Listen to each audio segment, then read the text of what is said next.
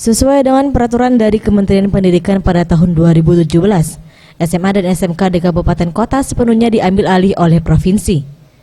Terkait hal tersebut, Kepala Dinas Pendidikan Sumsel Widodo mengatakan, dengan peraturan baru ini, setidaknya dapat meningkatkan kualitas pendidikan dengan menerapkan sistem pembelajaran yang berbasis karakter bangsa.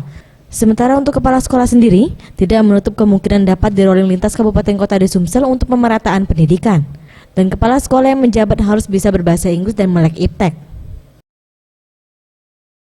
Jadi kalau kepala sekolah dipastikan bahwa ke depan itu peluang untuk menjadi kepala sekolah atau mutasi antar kabupaten kota itu menjadi mungkin, karena kita akan memberi kesempatan pada guru-guru yang akan berkarir lebih baik kita mulai dari daerah, sehingga akan tampak nanti tantangannya seperti apa sehingga mampu melakukan tugas dengan baik. Begitu. Untuk jumlah SMK di tahun 2017 ini berjumlah 274 SMK dan 558 SMA yang tersebar di seluruh wilayah Sumsel. Faradu Satria, Sriwijaya TV.